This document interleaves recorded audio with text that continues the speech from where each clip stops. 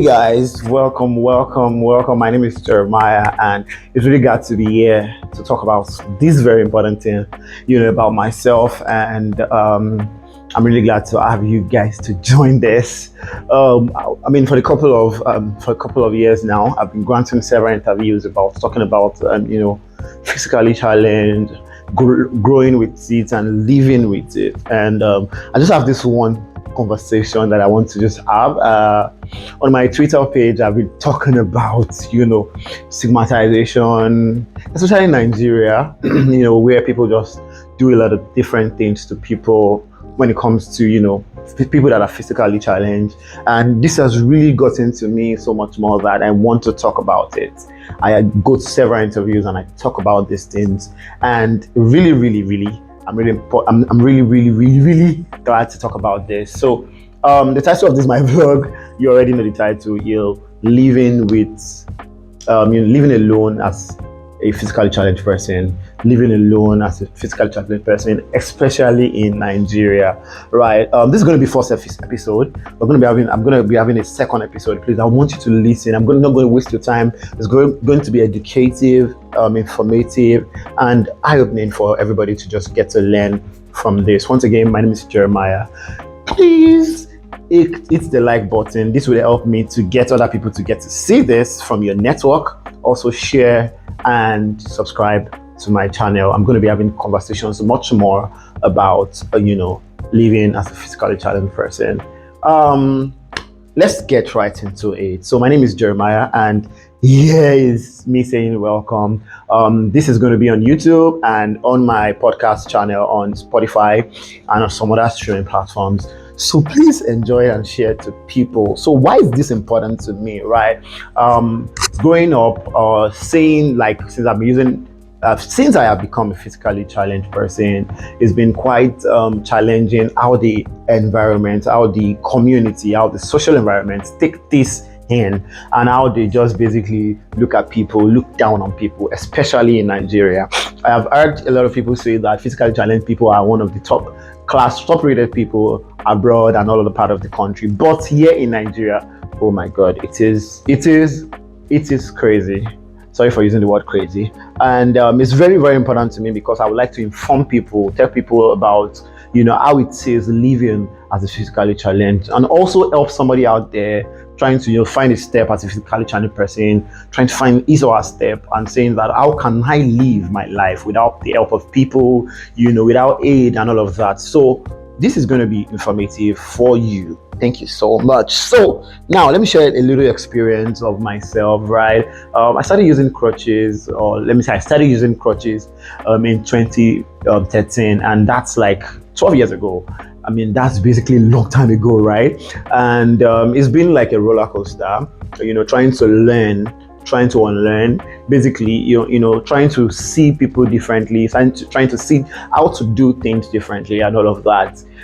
As I am like this, I can drive, I can do a lot of things all by myself, right? And that's because I've gotten to learn about how I can get to do these things and how I can be better doing all of these things all by myself, right? Currently, I live alone, and living alone is really challenging. But on the flip side, I enjoy it, and I just get to do things. So how do I do these things all by myself? These are the things you're going to be enjoying in this video. Now, I'm going to be talking about the challenges we have in Nigeria. Accessibilities, right? There's one basic problem that I have in this Nigeria, right? Nigeria is not built for physically challenged people. I'm going to say it everywhere. Nigeria is not built for physically challenged people, because why do you walk to a restaurant and there's nowhere to park as a physically challenged person? There's no way to park your car. There's no accessibility for someone that's using a wheelchair. How do you expect that person to get into this place?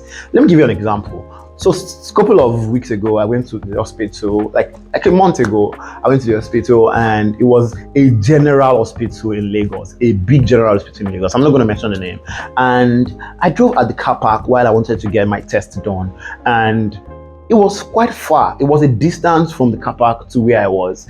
Then, I was on the queue, and I felt in my head that, why am I going to park as far as that place when I can park close? So I saw a car park, like a park close. I didn't see anything like no parking there. and I felt I could park here, right? In Nigeria, I could park here. And funny thing is, I think I am physically challenged. I can park here and have the opportunity to do, and nobody's going to say anything. So far, they don't have a specific place that I can park as a physically challenged. And then I moved my car to the place. When I got there, I parked my car and went inside. Then I came outside and I saw that they had locked my wheels. Why would you do that? Then I called the security. Why would you do this? Started yelling at me. You're not supposed to park here. That's a car park. I'm like, please, I want to ask you a question. Please, where's the place that is accessible for a physically challenged to park? I want to do something here. Do you expect me to park all that way and walk down before I get into the hospital? I started telling them, I want to see your medical director. All of these things is because I know what it takes, or I know what it is as a physically challenged, and I know my rights in that sense. Nigeria is not built. That's an hospital that is not built for physically challenged people. So I'm going to say this, Nigeria, please, you can do better by making sure that everywhere, hospitals, hotels, restaurants, everywhere, churches, build physically challenged, accessible places for them to park their car, for them to roll in their wheelchair, and all of that. Next thing I'm going to talk about is, how do I get around as a physically challenged, right? Number one, I drive. If I don't drive, I just take Uber, right? That's how easy I can make my life. I can try to, make my life as a physically challenged person. It is very hard as a physically challenged person to use the bus. I can count a couple of times I've tried to use the bus, and one way or the other, I just trip and I fall, right? So it's quite painful, but to be honest, it's not easy. Why not have cabs that are much more accessible? Oh, there's Uber, thank you. But why some people cannot afford Uber or Bolt in that sense? Why can't we try to do something that is better, right? It is easier said than done, but please, I think it can be better. I think other part of the country make sure that their buses are accessible for the physically challenged, or in that sense, please. This is to say to Nigerians. Also, let me tell you a personal story about a frustrating experience, about access in the public space, right? I could remember a very day that I was, trying to access a building. The staircase was as tall as, oh my God. I don't know who built that staircase. Now, what I was going to do upstairs was very important, but you cannot imagine that I could not go upstairs because it was too high. Now, let me tell you what I went to do. I had a small, fall, and I needed to do an X-ray. I had pains, and I was using the crutches, and I was going upstairs. How would you build something like that up there for someone that would? It's really funny. So I think that has to be taken into consideration. Accessibility in Nigeria is very, very important. So now, next thing I'm going to be talking about is how to manage my home. How do I manage my home as living alone as a physically challenged? It is not easy.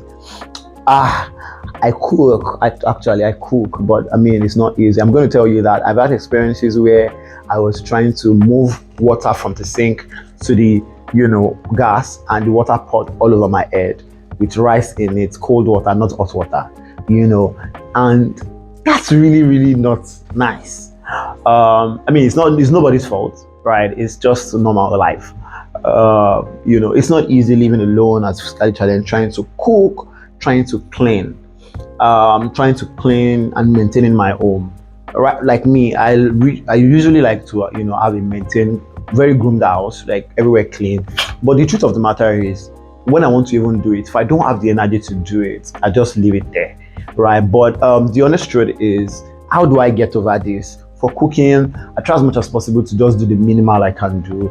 Then I get people to help me, and also, or I just order something online.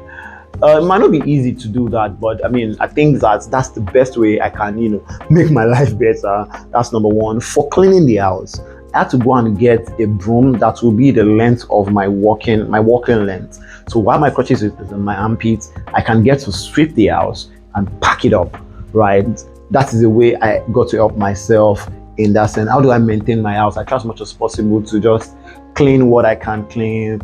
I make sure that my house smells nice. And that's just basically the normal thing to do as a human, right? But trying to do it by myself has to take the extra mile, right? Sometimes I get to have to call people to come help me mop the house, wash, and all of that. But I had to look for a way to just get a broom that would be my size in terms of standing up and all of that. So the struggle is really, really crazy.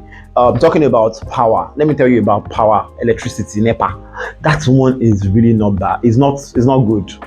I'm saying not bad, it's not good. Why? Because take for example, there's no light for 4 days and there's no water. How do I manage that? It's really funny. So now that I cannot stay without like a rolling flowing water, right? That means I have to get to look for how I will fetch water from outside to inside the house. So you can see how crazy this thing is. So Nigeria is not even built for physically challenged whatsoever. Water outage is really, really a challenge for me. Whenever there's water outage, I have a problem. I have a big problem. Whenever there's, also trying to repair things in the house, I am a very strong guy, so I can even climb, do all of those things. But it's not easy, right? So I have had household problems trying to clean the house, but managing all of these things is just by myself, or I get people to help me. That's how I try to live alone, trying to clean my house and all of that. All right, this part is really, really, really intense for me. I'm not smiling right now because I'm going to talking about work struggles, how to be financially dependent as a physically challenged. Have you ever noticed that the people you see outside begging for money are those people that are physically challenged? A lot of them. That's because it is hard in Nigeria to try to get a job. Some of them are lazy, yes, we know. Some of them don't have anything, but some of us want to work, some of us want to do a lot of things, but discrimination in Nigeria is really crazy. I think it's recently that Nigerian companies began to, get people, in bulk, right, in mass. Obviously, there had been a lot of people that had physical challenge and they are having good jobs, right? But I'm just going to say that it is now that they are just embracing the, physically challenged, environment, because work discrimination is crazy. If I'm going to share my experience about this, I'm going to say a lot of things, right? So I think a time ago, I wrote on my WhatsApp story that I got a job, and after I got the job, I had to tell the person because they never asked anything like that in the form. So I told the person, I am this, I work with crutches, I can drive. I did not hear from that person from that day, and he had already told me that I got the job.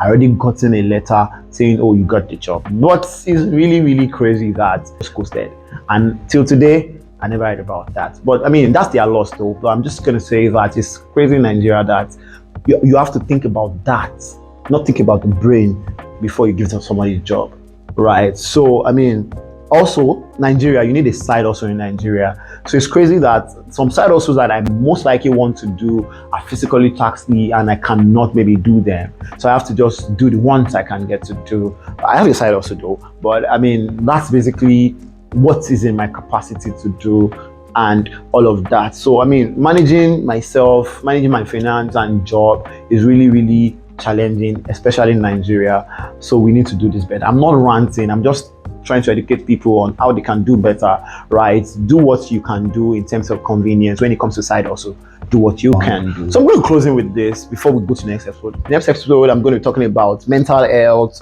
relationship, and all those challenges. And I know that you're waiting for that one, but this is just a background to what I'm talking about. So I'm just going to close with this little motivational speech.